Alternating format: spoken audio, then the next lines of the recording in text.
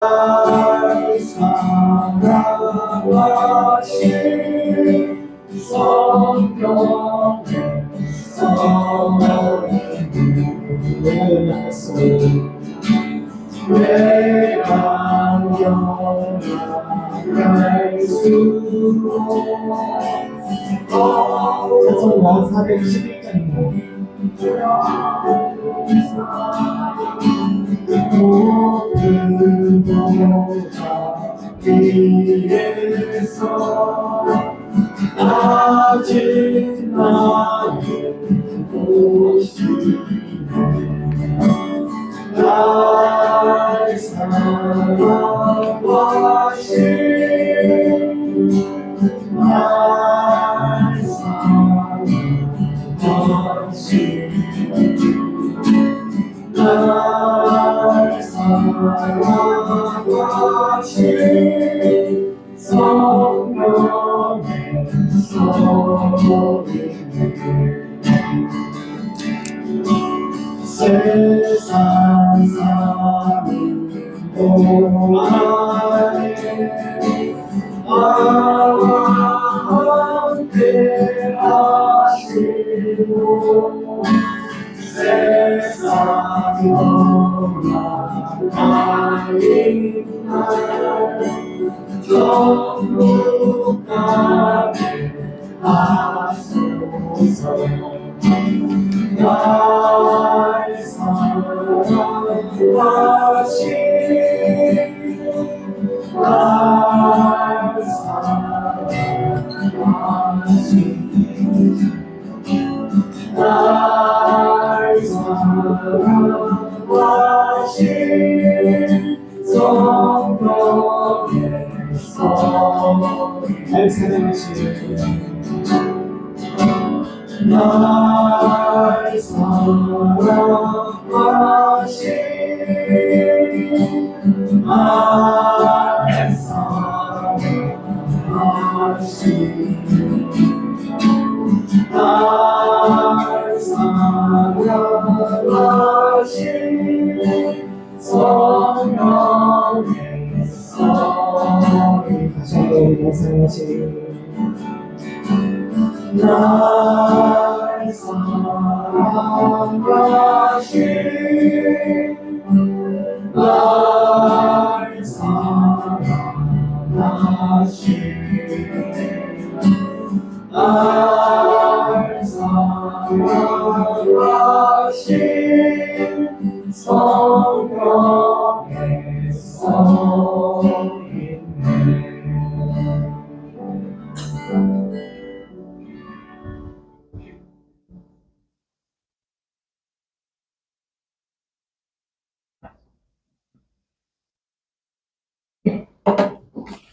예, 최영우 장로님, 우리를 대표해서 기도해 주시겠습니다.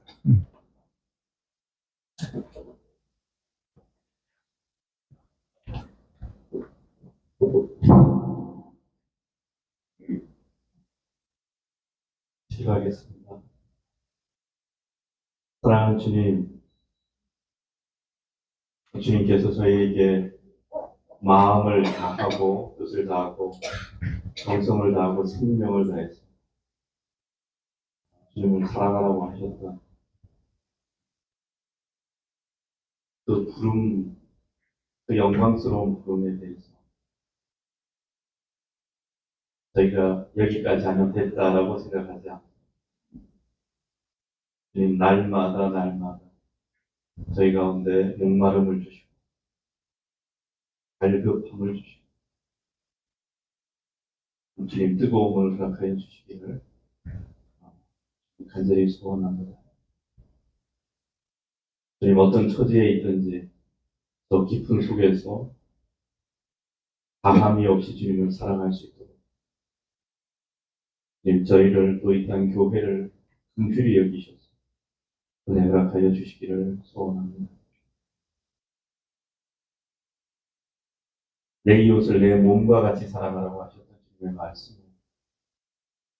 저희가 그 영광스러운 부름을 깨달을 수 있도록 주님께서 축복하여 주시기를 소원합니다.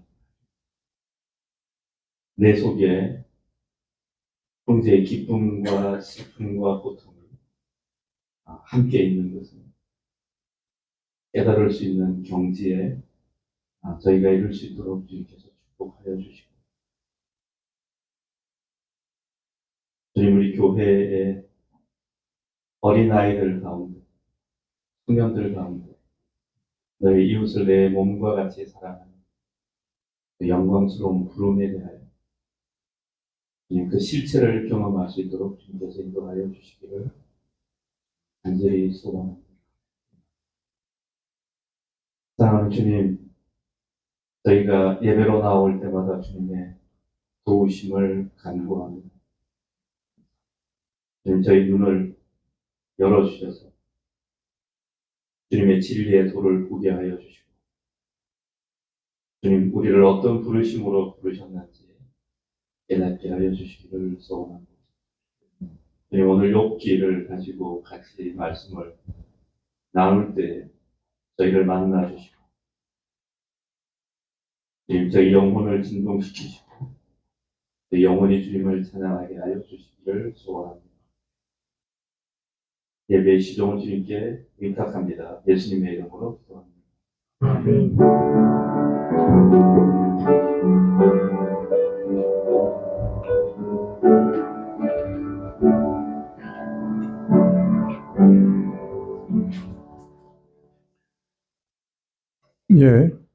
말씀은 욥기 38장 22절부터 40장 5절까지입니다. 좀 상당히 긴데요. 욥기 38장 22절부터 40장 5절까지, 40장 1절부터 5절까지만 봉독하십시다. 40장 1절부터 5절, 구약 800쪽인데요. 한 절씩 교독하시죠. 40장 1절입니다. 여호와께서 또 욥에게 말씀하여 가라사대,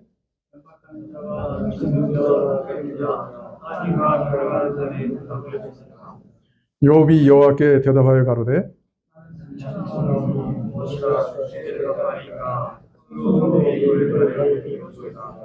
내가 한두 번 말하였은즉 다시는 더하지도 아니하겠고 대답지도 아니하겠나이다. 믿음 구역 특성이 있겠습니다.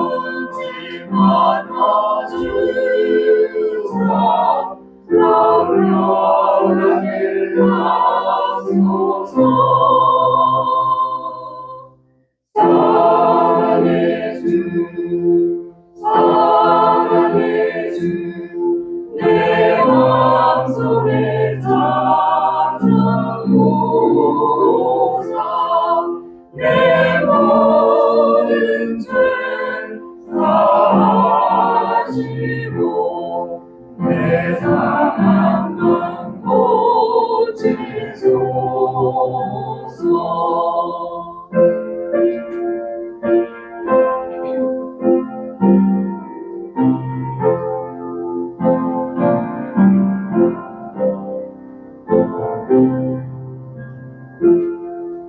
주 예수님 내가 외로사 내 앞이 놓아요.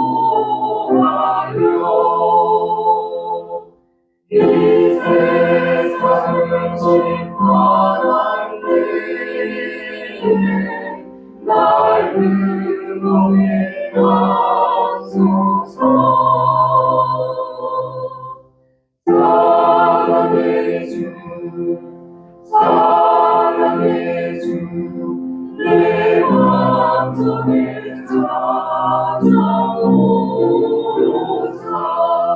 내 모든 죄 사하시고 내 사랑만 고치소서.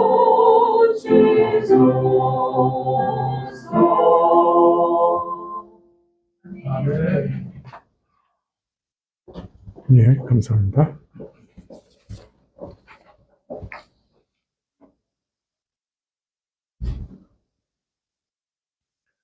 네, 지난 시간에는 하나님께서 이 세상의 악에 대해서 얘기하시는 것 우리가 살펴봤습니다. 네,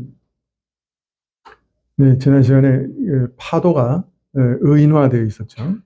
하나님께서 그 파도가 솟구치는 것에 대해서 제한하시고 제어하시고 또 파도가 몰아칠 때 문빗장을 세우시고 너 여기까지다 이렇게 제어하시고.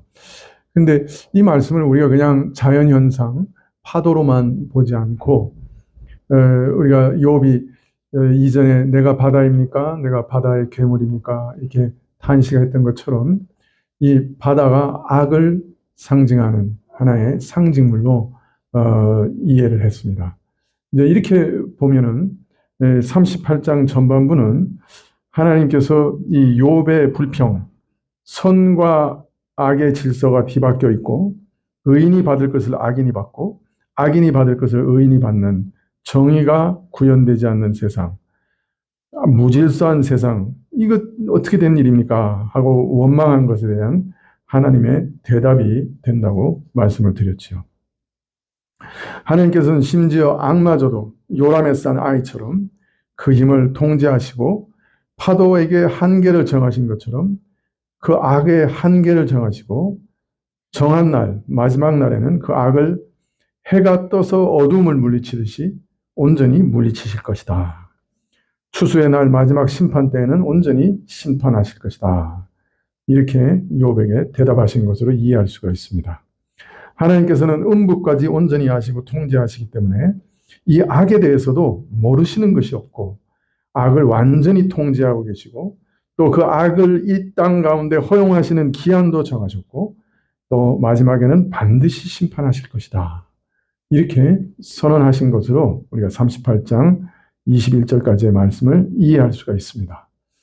제가 윗돌이 좀 탈의해도 되겠죠? 네.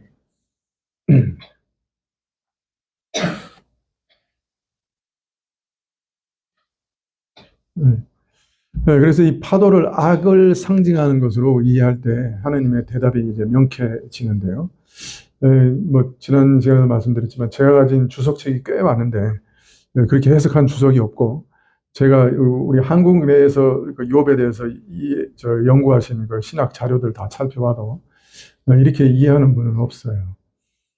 그렇지만은 제 생각에는 이 파도를 악의 상징으로 이해해야 이게 문맥이 어느 정도 통하고 또 이 욥에게 하나님께서 대답하시는 어떤 대답이 되지 않겠나 그런 생각이 듭니다.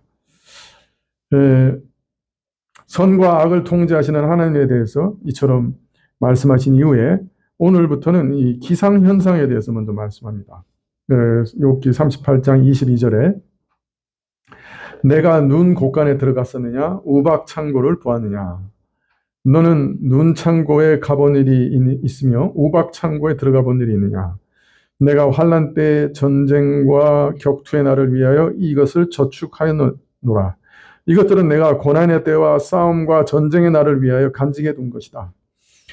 24절에 광명이 어느 길로 말미암아 뻗치며 동풍이 어느 길로 말미암아 땅에 흩어지느냐? 빛이 어느 길로 확산되는지 동풍이 어느 길로 땅에 세차게 부는지 아느냐? 혹은 다르게 번역할 수도 있습니다. 번개는 어느 길로 뻗치며 뜨거운 사막바람은 어디로 부는지 아느냐? 25절에 누가 폭우를 위하여 길을 내었으며 우레에 번갯길을 내었으며 범람하는 물에 누가 물길을 내었으며 천둥 번개에 누가 길을 내었느냐? 26절에 사람 없는 땅에 사람 없는 광야에 비를 내리고 누가 사람이 없는 땅 인적 없는 광야에 비를 내리고 27절 황무하고 공허한 토지를 축축하게 하고 연한 풀이 나게 하였느냐? 황량하고 황폐한 땅을 적셔주며 연한 풀에서 싹이 돋아나게 하였느냐? 비가 아비가 있느냐? 있을 방울은 누가 낳았느냐? 비에게 아비가 있느냐? 누가 있을 방울을 낳았느냐? 29절에 얼음은 네 태에 났느냐? 공중의 서리는 누가 낳았느냐? 얼음은 누구의 모태에서 나왔으며 하늘의 서리는 누가 낳았느냐? 30절 물이 돌같이 굳어지고 해면이 어느니라. 물을 돌같이 굳게 얼리느니 바다의 수면도 얼게 하는 이가 누구냐? 하나님께서는 모든 기상현상을 일으키는 분이시죠. 또 이 모든 기상현상을 자신의 뜻대로 통제하시는 분도 하나님 한 분뿐이시라 말씀합니다. 인간은 요새 뭐 이렇게 그 슈퍼컴퓨터를 동원해가지고 사실 세계에서 유명한 슈퍼컴퓨터들 뭐 슈퍼컴퓨터라고 그래요? 뭐라 그래요? 컴퓨터 중에 큰 거. 네? 슈퍼컴퓨터라고 그래요? 네.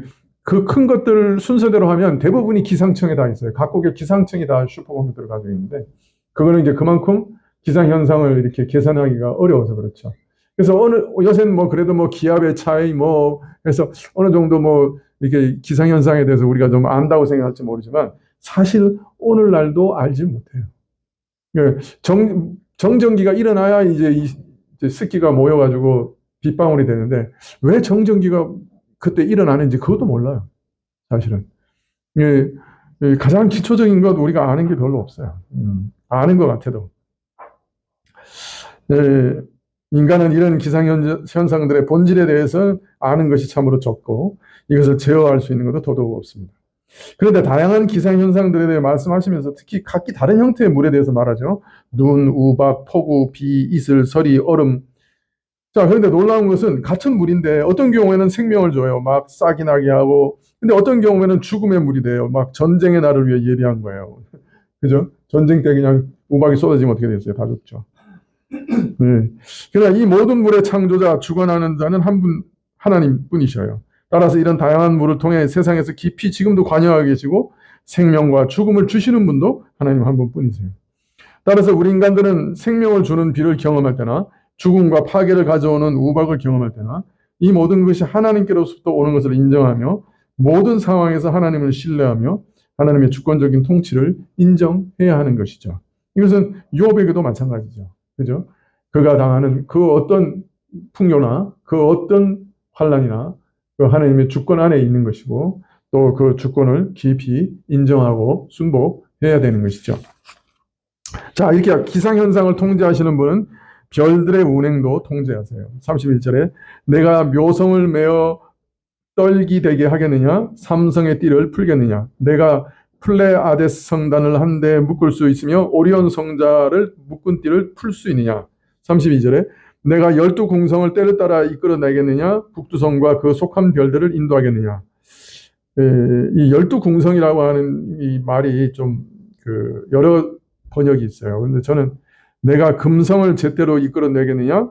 북극성과 그 아들들을 인도해낼 수 있겠느냐? 이게 이제 최고로 좋은 번역인 것 같아요. 33절에 내가 하늘의 법도를 아느냐? 하늘로 그 권능을 땅에 베풀게 하겠느냐? 내가 천성의 운행 법칙을 아느냐? 또 그 법칙을 땅에 적용할 권능이 있느냐? 다른 말로 말하면 내가 모든 별들의 궤도를 알며 그로 인해 낮과 밤이 사계절이 연속되도록 할 수 있느냐? 내가 하늘의 모든 별들과 별자리, 성단과 성운들을 묶고 풀고 이끌 수 있느냐? 이런 질문에 욥이야 어떻게 대답하겠어요? 도저히 불가능합니다. 대답할 수밖에 없겠죠. 하나님께서 별들의 운행과 통제를 통해 자신의 절대 주권과 그와 대조되는 인간의 지극히 한계된 능력을 지금 지적하고 계시죠. 욥은 이와 같이 광대한 우주 질서에 대한 질문을 받으며 자신의 한계와 인간의 제한성을 절감하면서 하나님의 절대적인 능력과 행사 앞에 굴복하게 되었던 것이죠. 천상계를 다스리는 분은 비도 다스립니다. 34절에 내 소리를 구름에 올려 큰 물로 내게 덮이게 하겠느냐? 내 소리를 높여 구름에게 명령을 내려 큰 물로 너를 뒤덮게 할 수 있느냐? 35절에 내가 번개를 보내어 가게 하되 그것으로 내게 우리가 여기 있나이다 하게 하겠느냐? 번개를 내보내어 번쩍이게 할 수 있느냐? 그것이 내게로 와서 우리는 명령만 기다립니다 라고 말하느냐? 36절에 가슴 속의 지혜는 누가 준 것이냐? 마음 속의 총명은 누가 준 것이냐? 여기도 좀 어려운데요. 누가 따오기에게 지혜를 주었느냐? 누가 닭에게 슬기를 주었느냐? 좀 이상하죠? 36절은 욥기 번역 중에 최대의 난제 중 하나인데요. 정확한 뜻을 알기는 어렵습니다만은 저는 이렇게 번역한 겁니다. 강물이 범람할 것이라고 알리는 따오기에게 나일강이 넘칠 것이라고 말해주는 이가 누구냐? 비가 오기 전에 우는 수탉에게 비가 온다고 말해주는 이가 누구냐? 라는 뜻으로 번역을 한 것입니다. 37절에 누가 지혜로 구름을 계수하겠느냐? 누가 하늘에 병을 쏟아? 누가 구름을 통제하며 셀 수 있는 지혜를 가졌느냐? 누가 하늘에 물주머니를 기울여 비를 내리겠느냐? 38절에 티끌로 진흙을 이루며 흙덩이로 서로 붙게 하겠느냐? 누가 바싹 마른 티끌로 흙덩이를 만들고 그 흙덩이들을 서로 딱딱하게 달라붙게 하느냐? 번개가 차를 타고 여기 대령했습니다. 오늘 저를 어디로 보내시겠습니까? 라고 내게 말하느냐? 내가 가뭄을 만들어 땅을 딱딱하게 만드느냐? 그렇게 할 수 있느냐? 욥은 대답하죠. 어떤 인간도 번개에게 비에게 명령할 권한은 없습니다. 이거 당연한 대답이겠죠. 이 모든 자연현상과 우주의 모든 피조물들은 오직 하나님의 명령만을 따릅니다. 욥은 이렇게 대답할 수밖에 없을 거예요. 이런 질문들에 대해서. 이어서 야생동물의 생태와 이를 돌보시는 하나님의 섭리를 말씀합니다. 39절에 내가 암사자를 위하여 식물을 사냥하겠느냐? 젊은 사자의 식량을 채우겠느냐? 내가 암사자의 먹이를 계속해서 댈 수 있느냐? 젊은 사자들의 식욕을 계속 채워줄 수 있느냐? 40절 그것들이 굴에 엎드리며 산림에 누워서 기다리는 때에니라. 그들이 굴 속에 웅크리고 은신처에 숨어 기다릴 때에 그리 하겠느냐? 41절에 까마귀 새끼가 하나님을 향하여 부르짖으며 먹을 것이 없어서 오락가락 할 때 그것을 위하여 먹을 것을 예비하는 자가 누구냐? 까마귀를 위하여 먹이를 준비하는 자가 누구냐? 그 새끼들이 먹을 것이 없어 부르짖으며 배회할 때 먹을 것을 마련하여 주는 이가 누구냐? 사자와 같은 힘 있는 대상뿐 아니라 까마귀 새끼 같은 보잘것없는 미물까지도 하나님은 보살피신다고 말씀합니다. 하나님은 보잘것없는 것을 할지라도 세심한 배려와 관심을 잊지 않으시는 분이시며 자애로운 성품으로 돌보시며 저들에게 모든 먹을 것을 공급하십니다. 자, 따라서 이 말씀은 심각한 고난에 직면한 욥이 하나님께서 고난을 당한 자들의 부르짖음을 외면하시고 응답치 아니하신다고 원망했던 것이 얼마나 어리석은 일인가 지적하는 말씀이기도 할 것입니다. 하나님께서는 보잘것없는 미물에 지나지 않는 새끼 까마귀의 굶주림으로 인한 부르짖음에 대해서도 응답하시고 그것들을 먹이시는 세심한 분이시라고 한다면 욥의 원망과 불평이 하나님이 왜 응답지 않으십니까? 하는 불평이 속단, 너무 빨리 잘못 판단하는 것임을 여기서 암시하고 계신다라고 할 수 있겠죠. 39장 1절에 산 염소가 새끼치는 때를 내가 아느냐? 암사슴의 새끼 낳을 기한을 내가 알 수 있느냐? 야생 산 염소가 새끼를 낳는 정확한 때를 내가 아느냐? 암사슴의 새끼 낳은 때를 내가 관찰할 수 있느냐? 2절에 39장 2절에 그것이 몇 달 만에 만삭이 되는지 아느냐? 그 낳을 때를 아느냐? 그것들이 이 몇 달 만에 만삭이 되는지 아느냐? 언제 새끼를 낳는지 아느냐. 3절에 그것들은 몸을 굽부리고 새끼를 낳아 그 괴로움을 지내어 버리며 저들은 언제 굽부려서 새끼를 낳는지를 아느냐. 낳은 새끼를 언제 그 품에서 떠나보내는지 아느냐. 4절에 그 새끼는 강하여져서 빈들에서 길리우다가 나가고는 다시 돌아오지 아니하느니라. 그 새끼로 강건해지고 빈들에서 성장하다가 어미를 떠나 다시 돌아오지 않게 하시는 그분은 누구냐. 생명이 시작하는 때에 대해 말씀하십니다. 출산과 생명의 때를 정확히 하시고 또 그 때를 정하시는 하나님께서 어떤 면에서는 환난 때도 아시고 또 환난 때도 정하신다 하는 말씀일 겁니다. 겁 많은 동물들의 위험한 분만 주기를 지배하시는 하나님께서는 고통의 시간들, 미움과 악의 날들, 고달픈 밤을 정하신 분이시고 또 악에 대한 궁극적인 승리의 때도 정하신 분이시다 라고 암시하고 계시죠. 5절에 누가 들나귀를 놓아 자유하게 하였느냐? 누가 빠른 나귀에 매인 것을 풀었느냐? 누가 야생 나귀를 놓아주어 자유롭게 하였느냐? 누가 야생 당나귀를 풀어놓아 마음대로 뛰놀게 하였느냐? 6절에 내가 들로 그 집을 짠 땅으로 그 사는 처소로 삼았느니라. 들판을 저들의 집으로 소금기 있는 땅을 저들의 살 곳으로 정한 자가 바로 나다. 7절에 들나귀는 성읍에 짓거리는 것을 업신여기니 어거하는 자의 지르는 소리가 그것에게 들리지 아니하며 들나귀는 성읍에 시끄러운 소란을 조소하며 몰입꾼의 지르는 소리도 무시하느니라. 8절에 초장이 된 산으로 두루다니며 여러 가지 푸른 것을 찾느니라. 광야의 바위 등성이가 바로 저들의 두루다니는 목장이라. 그가 푸른 것은 모두 찾아 다니느니라.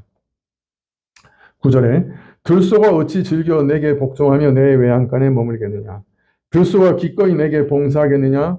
들소가 내 외양간에서 잠을 자겠느냐. 10절에 내가 능히 줄로 들소를 매어 이랑을 갈게 하겠느냐. 그것이 어찌 골짜기에서 너를 따라 쓰레를 끌겠느냐. 내가 그것을 곱비 매어 밭가리를 지킬 수 있겠느냐. 내 뒤를 따라 골짜기를 갈게 할 수 있겠느냐. 11절에 그것에 힘이 많다고 내가 그것을 의지하겠느냐. 내 수고하는 일을 그것에 맡기겠느냐. 그것에 억센 힘을 믿고 내 모든 일을 그에게 맡길 수 있겠느냐. 12절 그것이 내 곡식을 집으로 실어오며 내 타작마당에 곡식 모으기를 그것에게 의탁하겠느냐. 들소가 추수한 곡식을 수레에 실어 타작마당에 쌓아 줄 것 같으냐. 13절에 타조는 즐거이 그 날개를 친다마는 그 깃과 털이 인자를 베푸느냐. 타조는 그 날개를 기뻐 펴지만 그러나 그 날개들이 인자한 깃과 털이냐.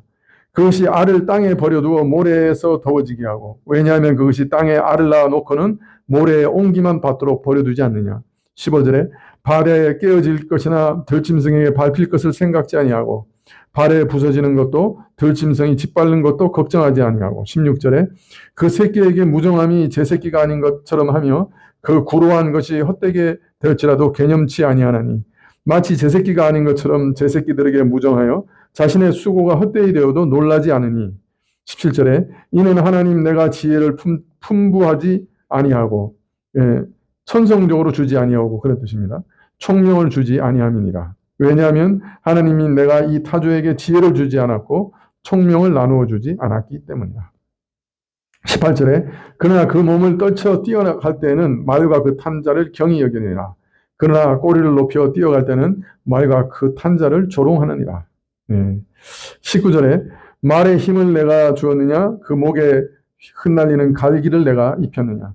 내가 말에게 강한 힘을 주었느냐 그 목덜미에 휘날리는 갈기를 입혀 주었느냐. 20절 내가 그것으로 메뚜기처럼 뛰게 하였느냐 그 위험스러운 콧소리가 두려우니라. 내가 말을 메뚜기처럼 뛰게 만들었느냐 무서운 위세당당한 콧소리를 내가 주었느냐. 21절 그것이 골짜기에게 허위고 힘있음을 기뻐하며 앞으로 나아가서 군사들을 맞대 그것이 전쟁터에서 발굽으로 세차게 땅을 파다가 힘껏 앞으로 나가서 군사들과 맞닥뜨리되 22절 두려움을 비웃고 놀라지 아니하며 칼을 당할지라도 물러나지 아니하니 두려움을 비웃고 놀라지 아니하며 칼 앞에서도 돌아서지 않으니 23절 그 위에는 전동과 빛난 작은 창과 그 큰 창이 쟁쟁하며 말을 탄 자의 화살통이 덜커덕 소리를 내며 장창과 단창이 부딪히는 소리가 울리고 24절에 땅을 삼킬 듯이 맹렬히 성내며 나팔 소리를 들으면 머물러 서지 아니하고 콧김 소리 말발굽 소리에 땅이 진동하되 머물러 서 있지 않고 나팔 소리만 들으면 달려나가되 25절 나팔 소리 나는 대로 소소히 울며 멀리서 싸움 냄새를 맡고 장관의 호령과 떠드는 소리를 듣느니라. 나팔 소리에 거칠게 콧소리를 내며 멀리서 전쟁의 냄새를 맡고 지휘관들의 호령과 고함 소리를 듣는구나. 26절에 매가 떠올라서 날개를 펼쳐 남방으로 향하는 것이 어찌 내 지혜로 말미암느냐. 매가 높이 솟아올라서 남쪽으로 날개를 펴고 날아가는 것이 너의 지도를 따른 것이냐. 27절 독수리가 공중에 떠서 높은 곳에 보금자리를 만드는 것이 어찌 내 명령을 의지함이냐. 독수리가 하늘 높이 떠서 높은 곳에 보금자리를 만드는 것이 어찌 내 명령을 따른 것이냐. 28절 그것이 낭떠러지에 집을 지으며 뾰족한 바위 끝이나 험준한 데 거하며 그것이 절벽에 집을 지으며 험한 낭떠러지 뾰족한 바위 끝에 거하며 29절 거기서 움킬 만한 것을 살피나니 그 눈이 멀리 봄이며 그 높은 데서 먹이를 찾아 살피니 그 눈이 멀리 보기 때문이라. 30절 그 새끼들도 피를 빠나니 살육당한 자 있는 곳에는 거기 있느니라. 피 묻은 고기로 새끼를 키우니 죽음이 있는 곳에 어찌 독수리가 모이지 않겠느냐. 지금까지 말씀을 보면 땅을 창조하신 일, 또 모든 영역과 한계를 분정하신 일, 천지간의 모든 사물의 움직임과 운행, 이런 것들 욥이 관여할 수 있느냐? 욥이 관여할 수 없다고 대답하게 되죠. 이 모든 질문 중에 어느 하나라도 예라고 대답할 수 없었음이 분명합니다. 천지를 지으시고 만물의 영역과 한계를 정하시고 모든 질서와 법칙을 세우시고 이에 따라 만물을 운행, 통치하시는 하나님의 일은 따라서 욥에게는 이해할 수 없는 신비한 일일 수밖에 없지요. 사실 그렇지 않습니까? 우리에게 그처럼 가까이 있으면서 항상 우리와 접촉하는 것, 우리에게 그처럼 익숙한 것들. 그런데 이 모든 것들이 근본적으로는 우리 손에서 벗어나 있습니다. 우리는 그것에 관여하지도 또 이해하지도 못하죠. 비가 어떻게 이 땅에 내리는지, 그 비가 어떻게 식물들을 키우는지, 식물들이 어떻게 꽃을 피우는지, 그것이 어떻게 열매 맺는지. 글쎄, 과학이 발달해서 뭐 조금 이해하는 것 같지만 우리가 근본적인 것들을 알지는 못합니다. 이해하지는 못하죠. 하나님께서 만물을 창조 섭리하시는 일들은 다 이렇습니다. 우리 지혜를 초월한 신비한 것일 수밖에 없지요. 우주를 움직여 가시는 것, 그 참 신비하죠. 창조하신 것 너무나 신비하죠. 요새 과학자들이 점점 더 놀라는 것 같아요. 이 과학자들은 지금 우주가 4개의 힘으로 버틴다고 생각하거든요. 뭐죠? 중력, 전자기력, 강력, 양력. 맞나요? 이과. 내가 맞게 말했네? 네? 이 4가지가 이 우주를 이렇게 운행하는데 이게 힘이에요. 그 4가지 요소인데. 근데 요새 자꾸 조사해 보니까 이 힘들 중에 조금만 더 이 4개 중에 하나가 강력한 힘이 있다고 하면 이 우주는 존재할 수 없다는 거예요.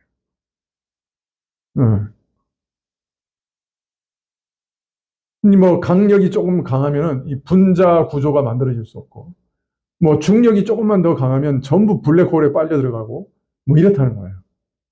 예. 이게 요새 그 빅뱅에 대해서 이게 얘기들 많이 하잖아요. 뭐 이게 터져서 이렇게 한 점에 무로 있다가 이게 한 점에 에너지가 집중해서 이게 터졌다는 거예요. 그리고 터져서 이게 우주가 생성됐다고 얘기하는데, 요새 최근에 그 새로운 그 우주 만환경을 우주에다 쏘아 올렸거든요. 뭐죠? 네? 아, 그래.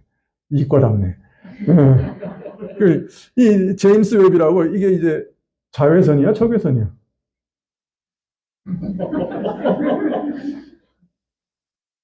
아마 적외선을 보는, 주로 이게 우리 가시광선보다 적외선을 보는 걸 거예요. 이게 이제 그 자외선이야? 적외선 맞지? 아, 내 요새 내 기억을 내가 믿을 수가 없어. 이게 이제 그 지구의 중력장에서 이렇게 제일 중력을 받지 않는 지점에다가 이렇게 딱 갖다 놨어요.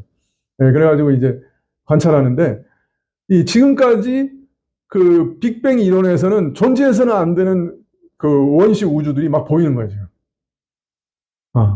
그래서 지금 천문계가 지금 대혼란에 빠졌어요. 이제 이 빅뱅 이론을 새롭게 만들든지 이거 포기해야 되냐 지금 난리가 났어요. 예. 그런데 이 빅뱅 이론에 따르면은 이게 꽝 터지면서 이게 전 세계 이 원자와 분자가 이렇게 그러니까 원자가 균일하게 쫙 퍼져야 되는 거예요. 근데 그렇게 되면 우주는 존재하지 않아요. 왜냐하면 이 원자들이 균일하게 퍼져 있으면은 이 해성이나 뭐 달이나 뭐 지구나 이런 거는 존재할 수가 없잖아요. 이게 뭔가 중력에 의해서 뭉쳐져야, 그죠? 뭐 해도 되고 달도 되고 뭐 지구도 되고 그러는 거예요. 그런데 원래 이렇게 꽝 터졌을 때 0.00000 0이 10개 1% 정도의 차이가 있었대요. 그러니까 이런 차이가 없었으면 우주는 존재하지 않았다는 거예요, 이 사람들. 그러니까 어떻게 그런 차이가 발생했는지 이제 과학자들이 너무 놀라가지고 지금 입을 다 벌리고 있어요. 이제 지금 연구하니까 점점 더 신비한 거야. 어떻게 이런 불균형이 이루어졌지? 그리고 이제 이 꽝 터졌을 때 이 이 물질과 반물질이라고 하는 게 생겨났을 텐데, 그래서 반물질하고 물질하고 부딪히면 또 이게 다 소멸되거든요. 그런데 반물질하고 물질하고 약간의 정말 아주 0.00 몇 퍼센트의 불균형이 있어가지고 물질이 살아남았다는 거예요. 하여튼 그러니까 이게 확률로 따지면 그냥 거의 0.00001%예요. 우주가 존재할 수 있는 확률이.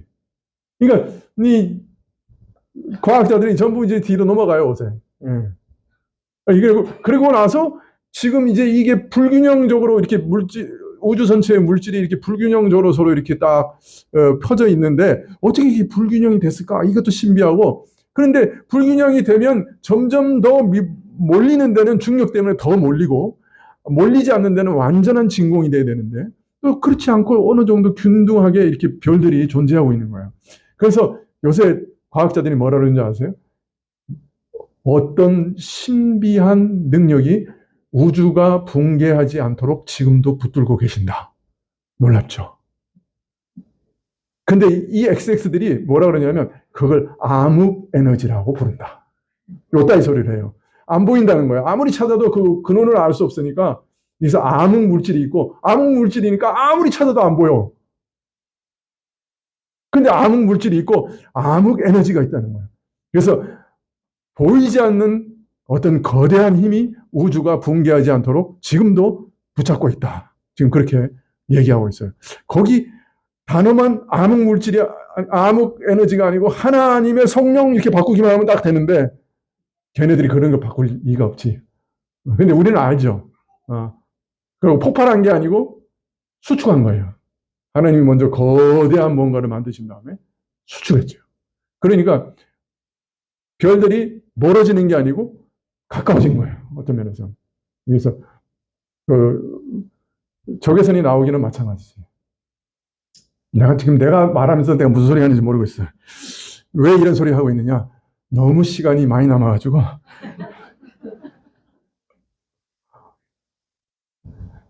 예. 그걸 하나님이 다 붙들고 계시는 거예요. 저 하늘의 별들을 다 붙들고 계십니다. 저 성운과 놀라운 별들을 다 붙들고 계십니다. 이게 하나님의 그 신비하고 지혜롭고 위대한 통치, 이 세상의 운행, 이런 것들이에요. 자, 근데 왜 요백이 지금 이 얘기 하시는 거예요? 야, 너는 별이 어떻게 움직이는지도 모르면서 네 인생이 어떻게 움직여야 된다고 왜 그렇게 생각하는 거야?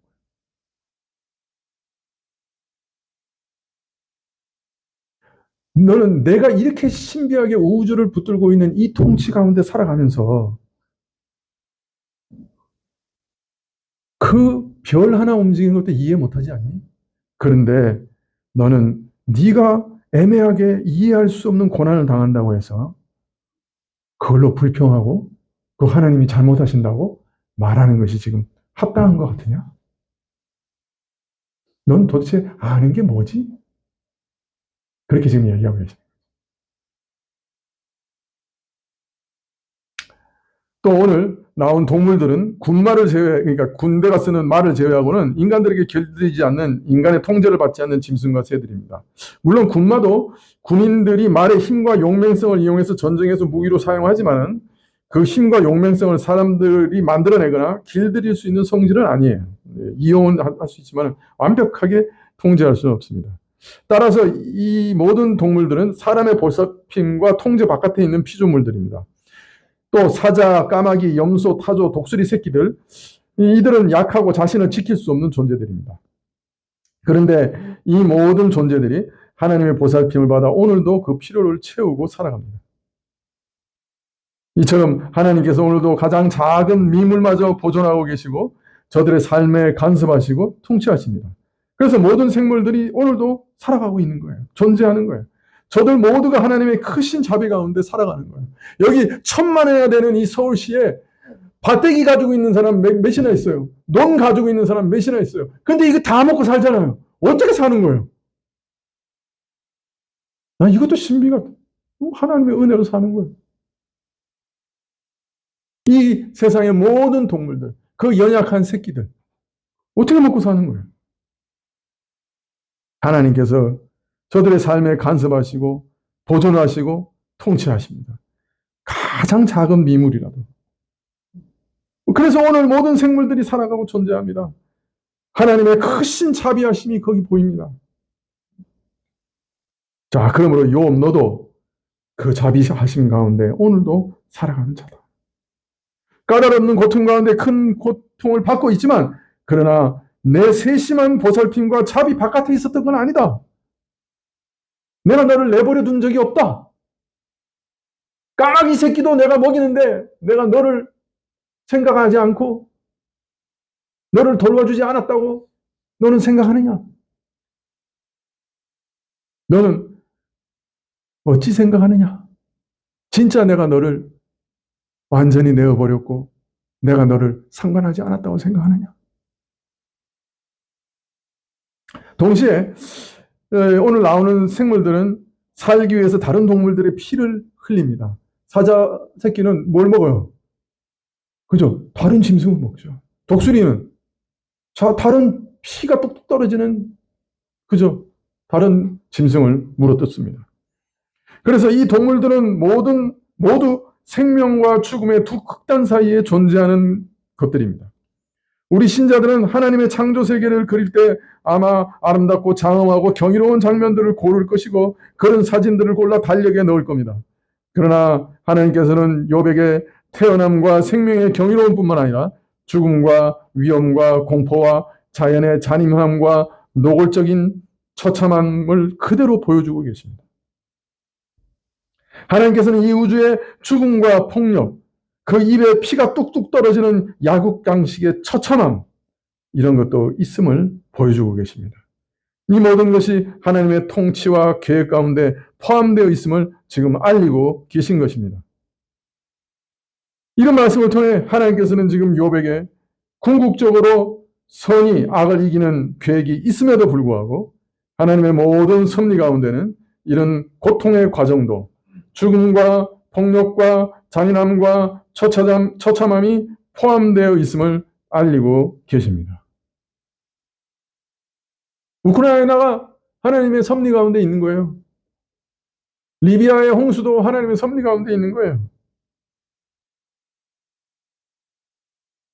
따라서 오늘 말씀은 악의 문제에 대해서 진부하고 상투적이고 단순한 해결책을 기대하면 안 된다고 암시하고 있는 것처럼 보입니다.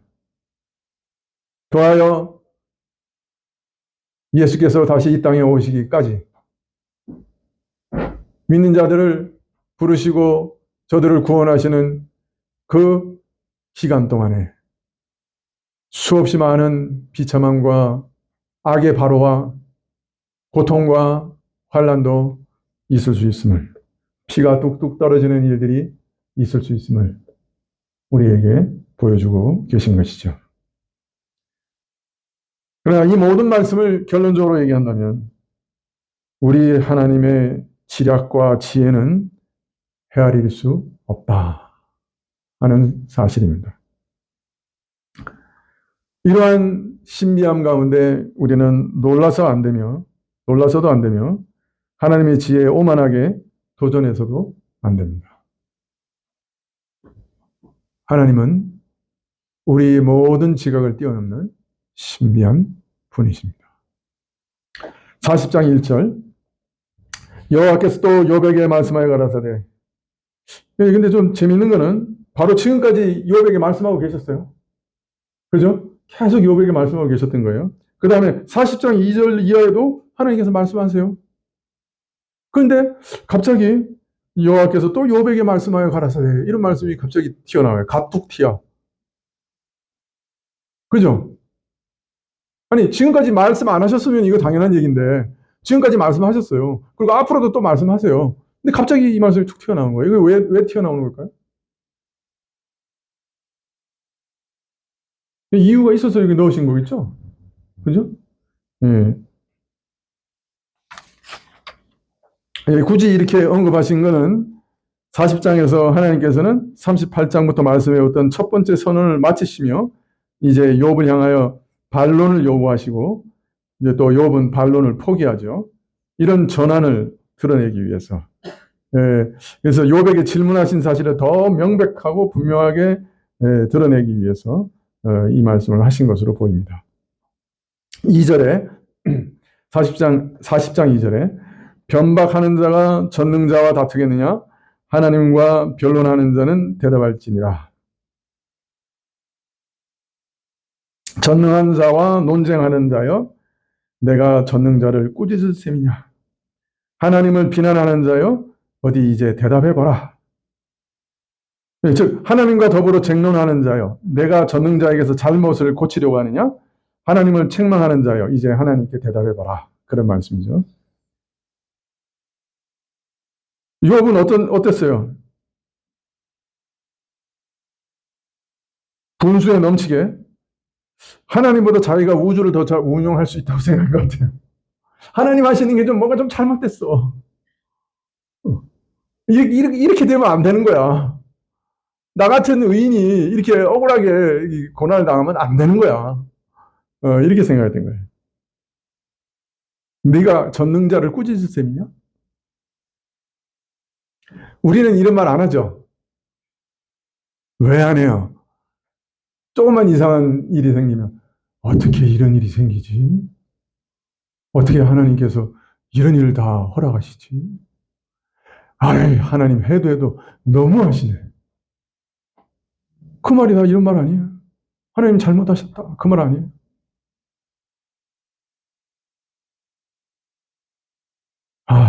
지난주 금요일 날 와서 기도하는데 벌써 몇 달째 기도해도 오히려 응답이 거꾸로 떨어지는 것 같아. 기도하다 갑자기 툭 튀어나오는 생각이 해도 너무하시네. 해도 너무하시네.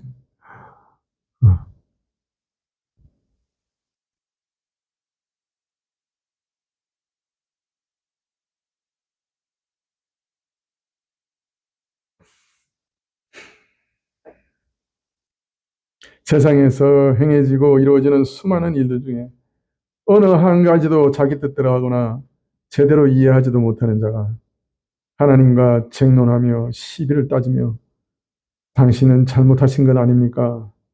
하나님의 잘못을 찾으려는 태도는 얼마나 어리석은 것이냐. 이런 태도가 얼마나 어리석은 것이냐. 하나님께서 지금 질문하고 계시죠. 물론 새 친구가 주장한 대로 욥에게 회개하지 않았던 은밀한 숨겨놓은 죄가 있었던 건 아니죠. 그러나 욥이 논쟁 중에 오만한 말을 하고 범죄한 것은 사실입니다. 엘리야는 이 부분에서 옳았던 것이죠. 욥은 하나님께서 재물을 가져가시고 자녀들을 데려가시고 사회적 지위를 박탈하시고 건강을 망가뜨리셨을 때 하나님께서 잘못하시고 불의하게 행하셨다고 항의하였지만은 오늘 하나님께서는 놀랍게도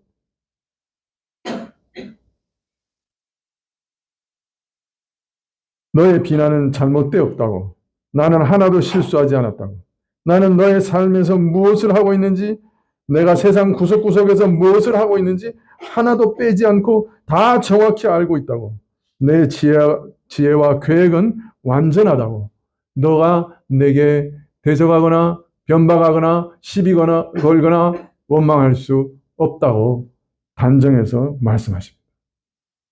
내가 나를 비난하려느냐? 너는 그럴 자격이나 능력이 있는 자냐?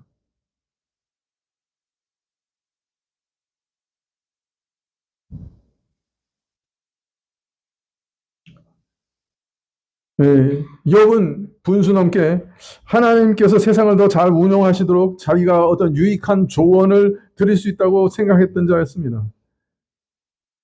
하나님, 이거 불의하고 이거 뭐가 잘못되어 있어요. 욥과 같은 생각을 가진 사람이 또 있었던 것 같아요. 2차 세계대전 중에 런던에 공습이 있었습니다. 이 돌군이 와서 그냥 폭탄을 막 런던에다 쏟아 부었어요. 한 교구 목사가 폭탄이 쏟아지는 그날 밤에 한밤중까지 사람들을 위로하고 지친 몸으로 귀가하다가 동료 목사를 만났습니다. 그가 너무나 고통스럽고 답답한 나머지 이렇게 부르짖었어요. 아, 내가 10분 동안 우주의 통치보좌에 앉아 있을 수만 있다면 얼마나 좋을까요? 하나님이 잘못하고 계신 거야. 아니, 런던에 이 폭탄이 막 떨어지는 거, 이거 하나님 잘못하신 거예요. 내가 하나님의 통치보좌에 좀 앉아 있었으면 얼마나 좋을까요? 내가 10분이라도 앉아 있으면 좋겠어요. 그랬으면 히틀러를 없앴겠지.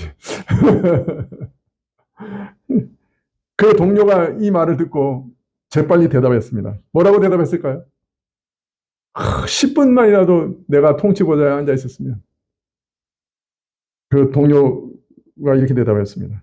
만일 당신이 10분 동안 보좌에 앉아 있는다면 나는 당신의 세상에 단 10초도 살고 싶지 않소. 나는 당신이 통치하는 세상에 10초도 살고 싶지 않소.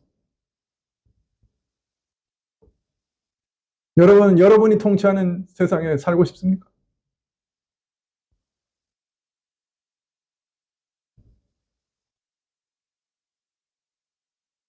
자신이 우주의 보좌에 앉는다면 더 잘할 수 있으리라고 생각했던 욥에게 오늘 하나님께서 이제 너희 생각을 한번 말해보라. 네가 나를 비난하리라냐? 네가 나보다 더 잘할 수 있다고 생각하느냐? 3절에 욥이 여호와께 대답하여 가로되 무한한 지혜와 능력으로 만물을 지으시고 분정하시며 운행하시고 통치하시는 하나님께서 위엄과 지혜와 영광과 자유를 가지신 분으로 욥에게 물으시자 욥은 대답합니다. 자신의 잘못을 깨닫고 회개하는 것이죠. 4절에 나는 미쳐나오니 무엇이라 주께 대답하리이까? 손으로 내 입을 가릴 뿐이로소이다. 저는 비천한 자오니 무엇이라 감히 대답할 수 있으리이까? 오직 내 손으로 입을 막을 뿐입니다. 5절에 내가 한두 번 말하였사온즉 다시는 더하지 아니하겠고 대답지도 아니하겠나이다. 제가 아무것도 알지 못하면서 무지한 가운데 한두 가지 일을 말하였으나 대답할 말이 없사오니 더 이상 말하지는 않겠습니다. 지금까지 욥은 하나님의 주권을 인정했죠. 그래서 하나님께서 행하신 것을 인정하고 시험을 잘 이겼으면은 하나님의 공의는 인정하지 못했습니다. 하나님께서 복과 재앙을 주시는 전능자이시고 주권자이신 분은 것은 인정했지만은 악인을 형통케 하시고 의인을 고통스럽게 하시는 일하시면은 영 불만스러웠고 또 불의해 보였습니다. 성도의 고민도 비슷하죠. 전능자의 주권은 인정하지만은 그 행사가 과연 완전히 의로우신가, 완전히 선하신가 하는 것에 대한 의심과 불만은 우리 마음속에 자주 일어납니다. 나의 일이 하나님의 뜻대로 되어가야 하는 것은 인정하지만 그러나 하나님이 행하시는 일이 별로 마음에 안 듭니다. 전능자께서 내 생각대로 일해 주셔야 비로소 내가 만족하고 감사할 것이라 여깁니다. 그러나 우리가 하나님의 절대 주권을 인정한다면 그의 일하심의 방식도 인정해야 됩니다. 절대 주권자가 절대 공의로우시다고 하는 것을 인정하고 순복해야 합니다. 예, 오늘 욥은 입을 가리고 하나님의 일하시는 방식에 순종하고 엎드렸습니다.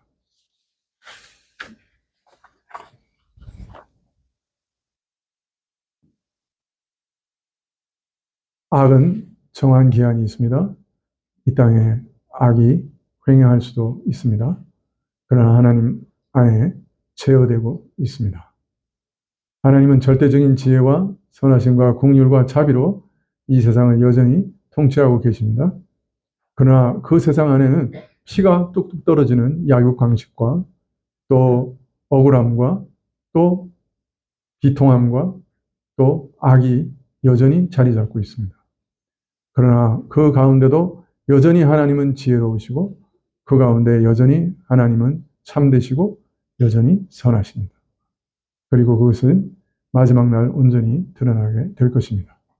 이런 와중에 신자에게는 믿음이 필요합니다. 하나님께서 지금도 통치하고 계시다고 하는 믿음이 필요합니다. 하나님이 선하시다고 하는 믿음이 필요합니다. 하나님께서 내 지혜를 뛰어넘어 참으로 신비하게 기묘하게 역사하고 계신다고 하는 것을 믿어야 합니다. 하나님이 여전히 일하고 계심을 믿어야 합니다.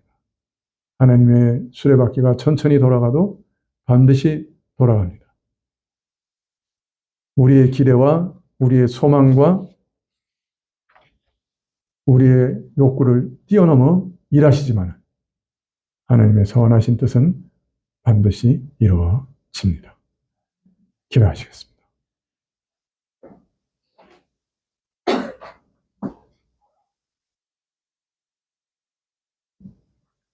오늘도 까마귀 새끼를 먹이시는 하나님, 이 하나님께 우리 모든 삶을 의탁하고 부탁드립니다. 우리 삶에 비록 고통이 있고 참 어떤 때는 하나님 너무하십니다 말하게 될 때도 있는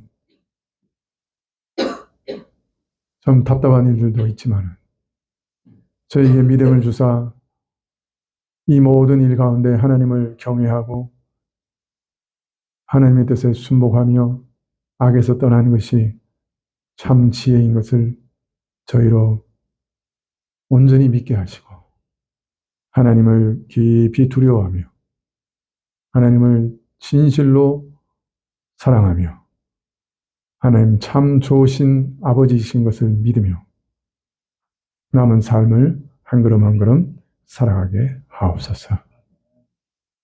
모든 것 주님께 의탁드리고 예수님의 이름으로 기도합니다. 아멘. 주기도문으로 예배 마치겠습니다.